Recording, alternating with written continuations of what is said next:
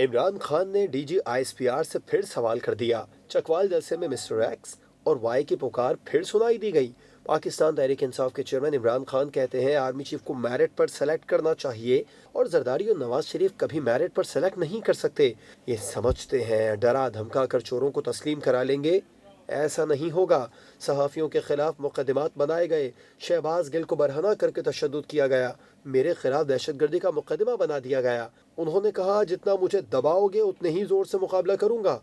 और ये जो लोग समझते हैं कि डराने धमकाने से हम चल जाएंगे और हम इनको कबूल कर लेंगे, मीडिया पे पाबंदियां, जो सहाफी हमारी राय देखता है या हमारे प्रो होता है उसको बंद करते हैं। शहबाज गिल से जो इन्होंने किया, नंगा करके उसको मारा और मेरे ऊपर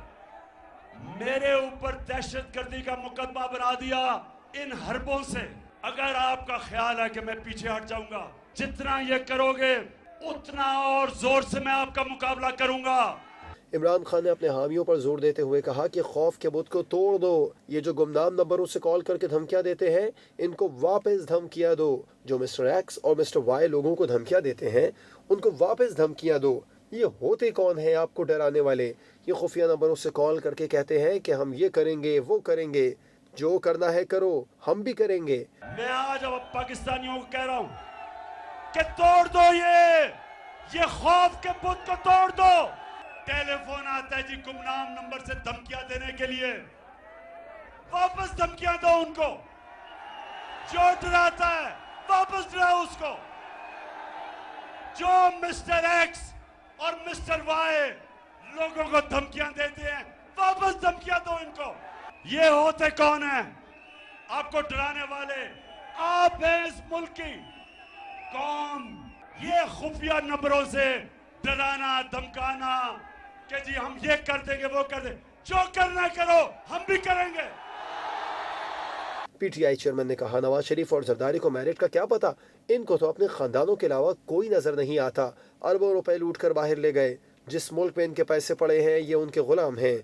और मैंने कहा कि ना जरदारी और नवाज शरीफ ये कभी मेरिट पे सिलेक्ट नहीं किसी को कर सकते, क्योंकि इनके ज़हन में इनको मेरिट का मतलब ही नहीं पता। उनको अपने खानदान के अलावा कोई नजर ही नहीं आता। इनका अरबों डॉलर मुल्क से चोरी करके बाहर ले गए हैं। इनके पैसे बाहर पड़े हैं, इनके जो ऑफशोर अकाउंट्स में पैसे पड़े हैं, जिधर इनके पैसे पड़े हैं ये उन लोगों के गुलाम हैं। कप्तान ने कहा जरदारी की चोरी पर बैरून मुल्क अखबारात में मजमून लगे। क्या ऐसे लोग पाकिस्तान का आर्मी चीफ सेलेक्ट करेंगे? क्या इन लोगों को आप सेलेक्ट करने देंगे? नवाज शरीफ झूठा और मफरूर भी है, क्या ये आर्मी चीफ सेलेक्ट करेगा? मैं आज डीजी आईएसपीआर से सवाल पूछना चाहूँगा कि आपने कम से कम समझ जाना चाहिए था कि मैं क्या कह रहा हूँ। आज पूरी कौम मेरे साथ खड़ी है कि इन चोरों को आर्मी चीफ सेलेक्ट नहीं करना चाहिए। जरदारी जिसके ऊपर किताबें लिखी हुई हैं चोरी पे, पाकिस्तान का आर्मी चीफ क्या ये सिलेक्ट करेंगे? बताओ, इनको आप देंगे सिलेक्ट करने के लिए?